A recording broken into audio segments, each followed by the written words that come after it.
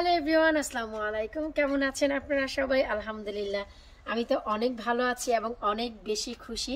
এই সে আমার মাচা যা আমি ঘরেই স্থানান্তর করেছিলাম, বাঁশলাউয়ের মাচা।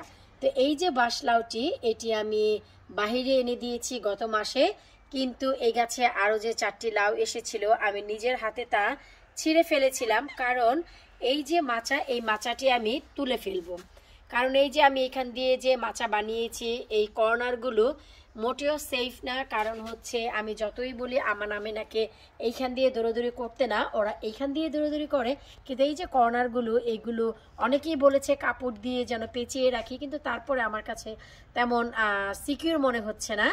তো এই জন্য এই মাচাটি আমি তুলে এখানে নতুন কিছু লাগাবো, আর মাচাও আমি এমন ব্যবস্থা করব যেন একটু সিকিউর হয়।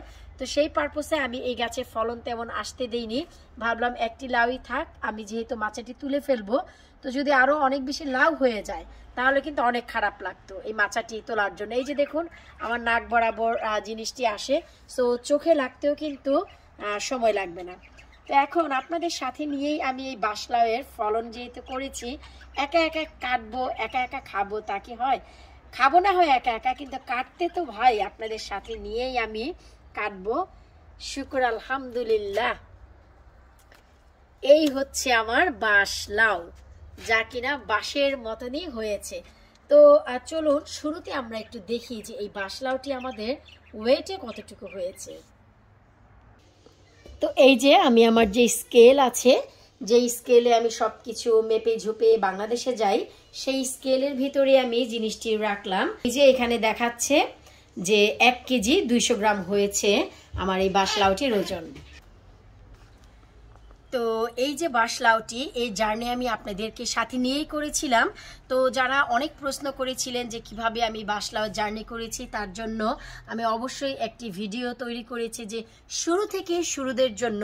এই যে দেখতে পাচ্ছেন আমার কর্নারে যে গাছগুলো, শুরু থেকেই আবার আমি নতুনদের জন্য এই বাঁশলাউয়ের জার্নি করতে যাচ্ছি, যার একটি ভিডিও অলরেডি আপনারা দেখেছেন বা হয়তো বা দেখবেন। এর 1G কাটিং হয়ে গেছে। তো গার্ডেনে সব কিছুই এখন চমৎকারভাবে বাড়ছে, কারণ এখন সামার টাইমটি এমন।